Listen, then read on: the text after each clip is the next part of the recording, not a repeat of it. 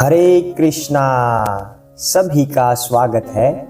आज हम रमा एकादशी की व्रत कथा करने जा रहे हैं, कार्तिक मास कृष्ण पक्ष की। तो आइए कथा शुरू करते हैं। हरे कृष्णा। युधिष्ठिर बोले, हे जनार्दन, कार्तिक कृष्ण पक्ष की एकादशी का क्या नाम है, यह मुझसे कहिए। श्री कृष्ण बोले, हे राज शार्दुल, कार्तिक कृष्ण पक्ष में रमा नाम की शुभ एकादशी होती है, उसको कहता हूँ। तुम सुनो, यह सब पापों को हरने वाली है।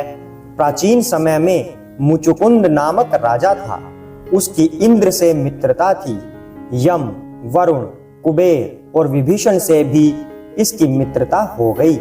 हे राजन, वह राजा विष्णु का भक्त और सत्यवादी था।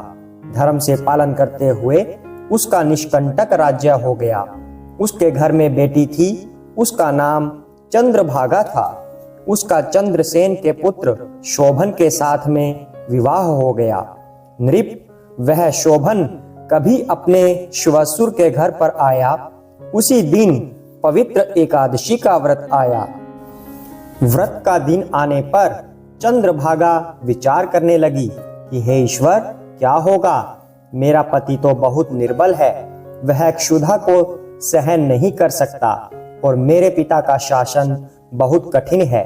दशमी को डोढ़ी पिटवा देते हैं कि एकादशी के दिन भोजन नहीं करना चाहिए। डुमडुमिका का शब्द सुनकर शोभन अपनी स्त्री से बोला, हे कांते, अब मुझे क्या करना चाहिए? शोभने, जिसके करने से मेरा जीवन नष्ट न हो, ऐसी शिक्षा दो। चंद्रभागा बोली, हे विभो, मेरे पिता के घर में कोई भोजन नहीं करता।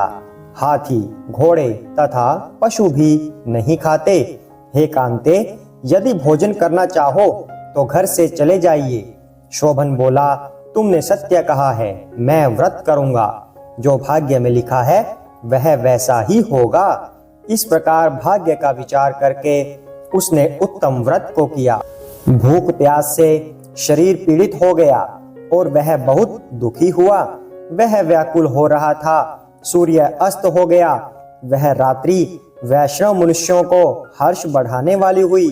हे नृप शार्दुल, भगवान की पूजा करने वाले और जागरण करने वालों को वह रात्रि आनंद देने वाली हुई और शोभन के लिए असह्य हो गई।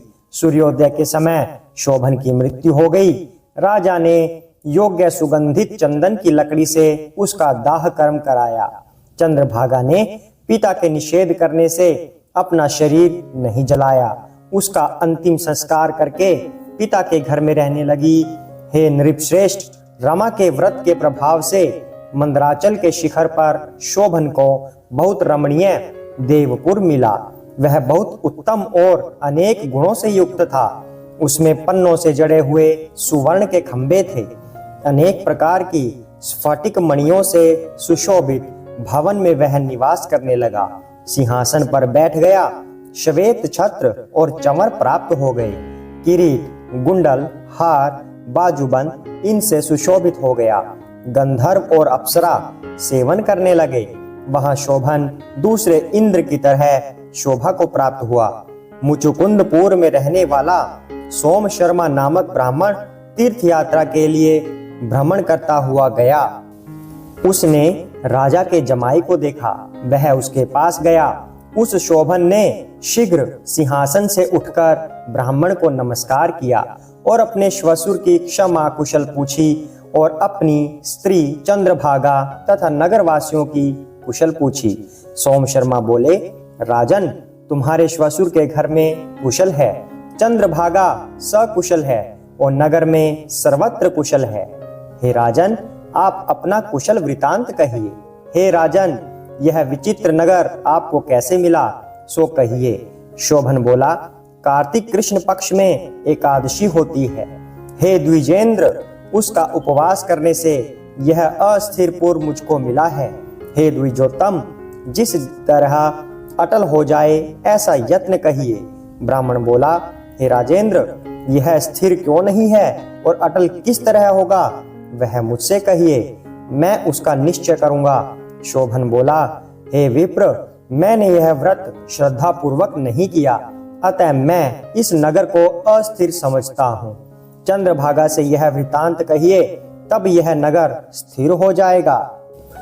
यह बात सुनकर उस श्रेष्ठ ब्राह्मण ने सब वृतांत चंद्रभागा से कह दिया। ब्राह्मण का वचन सुनकर चंद्रभागा आश्चर्य से प्रफुल्लित हो गई। ब्राह्मण से बोली, हे द्विज, जो तुम कह रहे हो यह वृतांत प्रत्यक्ष है अथवा स्वप्न?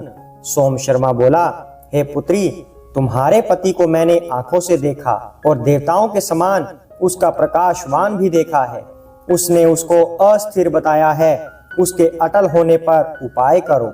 चंद्रभागा बोली, हे विप्रश्य, मुझको पति के दर्शन की अभिलाषा है, अतः मुझको वहां ले चलिए। हे द्विज, अपने व्रत के पुण्य से मैं उस नगर को अटल कर दूंगी। जिस प्रकार हम दोनों का मिलाप हो जाए ऐसा उपाय करिए। बिछड़े हुए का मिलाप कराने से बड़ा पुण्य होता है। यह सुनकर सोम शर्मा उसके साथ चला गया। मंदराचल पर्वत के समीप वामदेव के आश्रम में सोम शर्मा गए। वामदेव ने उनका कहा हुआ सब वृतांत सुना। उज्ज्वल चंद्रभागा का वेद के मंत्र से अभिषेक किया। ऋषि के मंत्रों के प्रभाव और एकादशी के व्रत के प्रभाव से चंद्रभागा का दिव्य शरीर हो गया और दिव्य गति को प्राप्त हुई। प्रसन्नता से प्रफुल्लित नेत्र किए हुए अपने पति के पास पहुंच गई। शोभन भी अपनी आई हुई स्त्री को देखकर बहुत प्रसन्न हुआ और उसे बुलाकर अपनी बाईं तरफ बैठा लिया। वह चंद्रभागा अपने पति से प्रसन्न होकर सुंदर वचन बोली, हे कान, जो कुछ पुण्य मेरे पास है उसको सुनिए। जब मैं पिता के घर में 8 वर्ष की थी, तभी से मैंने एकादशी का व्रत विधि पूर्वक और श्रद्धा युक्त चित्त से किया है। उस पुण्य के प्रभाव से तुम्हारा नगर अचल हो जाएगा। महाप्रलय तक सब कार्य पूर्ण होंगे। हे नृप शार्दुल, इस प्रकार वह अपने पति के साथ आनंद से रहने लगी। वह दिव्य रूप होकर सुंदर आभूषणों से सुशोभित होकर सुख भोगने लगी। शोभन भी उसके साथ दिव्य रूप होकर विहार करने लगा। रमा एकादशी के व्रत के प्रभाव से वे मंदराचल के शिखर पर आनंद करने लगे। यह एकादशी चिंतामणि अथवा कामधेनु के समान है। जो उत्तम मनुष्य इस व्रत को करते हैं और जो दोनों पक्षों की एकादशी का व्रत करते हैं, निस्संदेह उनके ब्रह्म हत्या आदि पाप नाश को प्राप्त होते हैं। जैसी एकादशी शुक्ल पक्ष की है, वैसे ही कृष्ण पक्ष की है। इसमें भेद न समझना चाहिए। जो मनुष्य एकादशी के व्रतों का महात्म्य सुनता है, वह सब पापों से छूटकर विष्णु लोक में आनंद करता है। हरे कृष्णा। फलाहार इस दिन केले का सागार काम में लेना चाहिए। हरे कृष्णा। तो यह थी रमा एकादशी की व्रत कथा। अगर आपको यह कथा पसंद आई है तो चैनल पर बने रहिए। इस तरह की व्रत कथाएं आपको आगे भी मिलती रहेंगी। और चैनल पर इस समय श्रीमद् भगवद गीता का पाठ चल रहा है, वह भी अवश्य श्रवण कीजिए और अपने जीवन को धन्य कीजिए। हरे कृष्णा।